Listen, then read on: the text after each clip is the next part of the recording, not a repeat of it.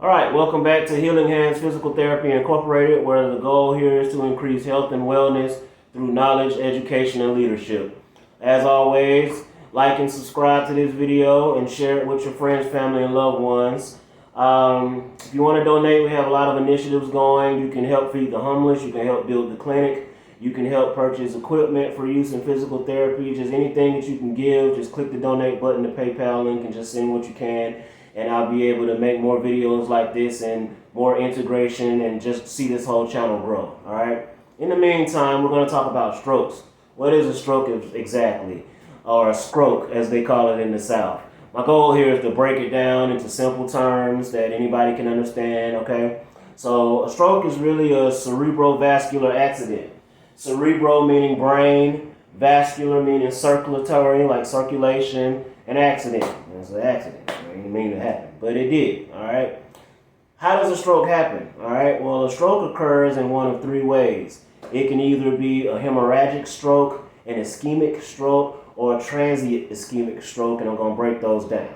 All right, a hemorrhagic stroke is when there's a burst blood vessel where it just explodes, all right? Ischemic stroke is when the blood vessel doesn't burst, but the circulation is cut off because of buildup inside of the tube, all right? So there isn't any oxygen getting to whatever tissue, specifically the brain. And a transient ischemic attack is a stroke that you have, but you really don't know that you have it. There's no burst blood vessel. There was just some oxygen that didn't make it to the brain, all right? The thing that happens with all these strokes is the oxygen doesn't make it to the brain. I'm sure everyone can understand what it is to have a burst blood vessel, but let's just make it more common. So say you have a water hose, right? And you leave that water hose running, but you have one of those sprinklers, those nozzles on it, and it's not going, but the water hose is on. Eventually that water hose is going to start to form a bubble. All right, if you've ever seen that bubble, then you know what I'm talking about. And if left like that long enough, that bubble is going to burst. There's your hemorrhaging, all right? So just imagine you got a water hose in your brain with blood going through it and it bursts. There's your hemorrhage.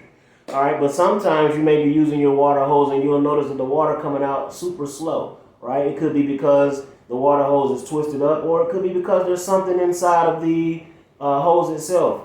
So not twisting up in the brain, no, the arteries don't really do that, but because of the stuff that we eat and poor lifestyle with exercise and good cardiopulmonary function, the cholesterol will build up on the insides of the arteries, and it'll become very hard, and it'll make it where the space that the blood was traveling through will get narrow just because there's other stuff blocking, okay?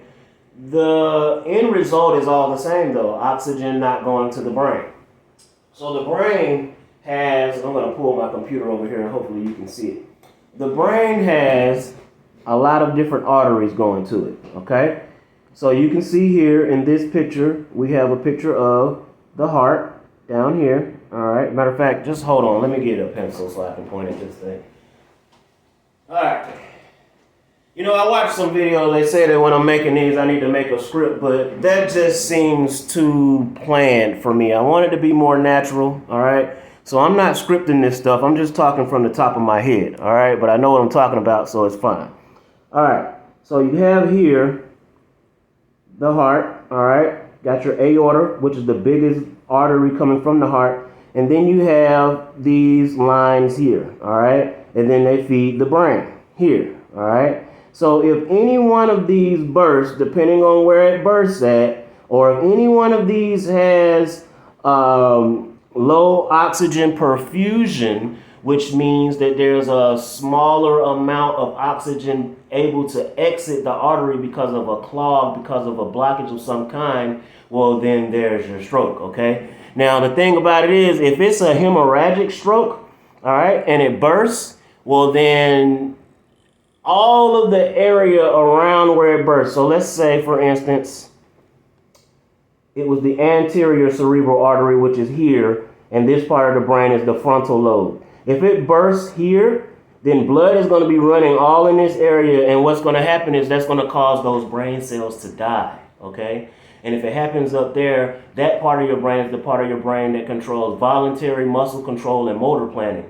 you'll immediately start having problems with moving around on your own, okay? On your own volition, voluntarily, you'll start having problems. And it changes depending on where it is. Say it happens back here. Well, then you're going to start to have issues with balance and vision because that's the occipital lobe.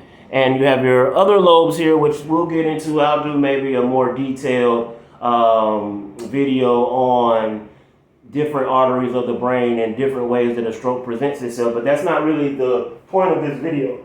The point of this video is to make it clear what a stroke is and how dangerous it is. It's very dangerous because you really don't feel it coming along until it's happening. You'll have partial facial paralysis. You might have a headache, elevated blood pressure, numbness on one side, dizziness, and especially if you have any combination of those, you want to get to the emergency room right away because you could be actively having a stroke. And the thing about that last type of stroke, that transient ischemic attack, is that you really don't know that you have it, but it puts you at risk for a much more massive stroke. If you've seen people that have this presentation and they're moving around like this, chances are they've had a stroke, okay? And the thing about it is, it's avoidable. Like, to a large degree, it's avoidable. I mean, outside of the things that can happen to us no matter what we do, there are some things you can do to lower your risk of having a stroke. You can get good cardio exercise in, a good aerobic exercise about 4 times a week for about 15 or 20 minutes. You want to get your heart rate up to the max, and I'll do another video on maximum heart rate and how to target that. Diet, you want to control it through your diet, so less sodium, less sugar, less high carb, less cholesterol. Overall, just eating healthier, keeping your stress down. Don't smoke tobacco, no nicotine in tobacco products, all that stuff. Although it tastes good and it's fun, it's funny how in life the stuff that tastes good and fun is the stuff that kills you the fastest, but it is what it is, all right? So just know that those things can help lower your risk of having a stroke. So let's recap. What's a stroke? A stroke is a cerebrovascular accident. Cerebral meaning brain, vascular meaning circulation, accident, it's accident, all right? And what's that caused by? It's caused by oxygen not getting to the brain, either because the blood vessel burst or because there was narrowing of the artery and there wasn't any oxygen getting out of the little holes that the artery makes to feed the brain oxygen, and the brain couldn't breathe, more or less. And then you had, or they had, a stroke. One more thing about a stroke. If you are having an ischemic stroke, the one where the blood vessel doesn't burst but it's just narrowed, if you can get to the emergency room within about 2 hours of having that stroke, they can give you what's called a TPA injection, and it will cut down on a lot of the post-traumatic symptoms like the paralysis, the slurred speech, the loss of the ability to speak or understand and interpret spoken word. Strokes are pretty serious. My father had one. It was like watching the slowest, most agonizing death that you can imagine over the course of 25 years. It's not fun. It doesn't look like fun. That's why I've done everything to take, not everything. I mean, I still like fried chicken every now and then, fried stuff, but I don't let that stuff overwhelm or be my primary source of nutrition. I eat it every now and then, but I definitely make sure I get in enough exercise. And at the end of the day, I'm genetically predisposed, and it can still happen, but I do what I can to lower my risk as much as I can. And like I say, I'm not perfect, but this purpose of all this is to increase. It may not be perfect, but I'm looking to increase health and wellness in the community and the world through knowledge, education, and leadership. So if you can get to the hospital within 2 hours and cut down on a lot of those nasty symptoms, and there's a lot of stuff you can do to reduce your risk overall. Anyway, this video is getting kind of long. It's coming up on 10 minutes, and I hope that this has helped you to understand a little bit better what a stroke is, how a stroke happens, and some things you can do to avoid it and the risks involved. Again, if you like this video, you want to see more like it, go ahead and click the like button, hit subscribe. If you want to donate to the channel, we have a lot of initiatives. Just click the link at the bottom of the description. Go to the account and you pick whatever you want to donate to. And I'll upload videos as those things are being done. All right, so you'll know that I'm not just taking your money, but the things that are being done, we'll see that stuff too. All right, peace, love, blessings, happiness, all that. Take care of yourself.